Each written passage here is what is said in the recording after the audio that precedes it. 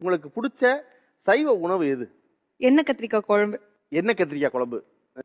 அதுவும் கத்திரிக்காய் பாத்தீங்கன்னா ஷேப் கூட வேற வேற ஷேப்லாம் இருக்க கூடாது.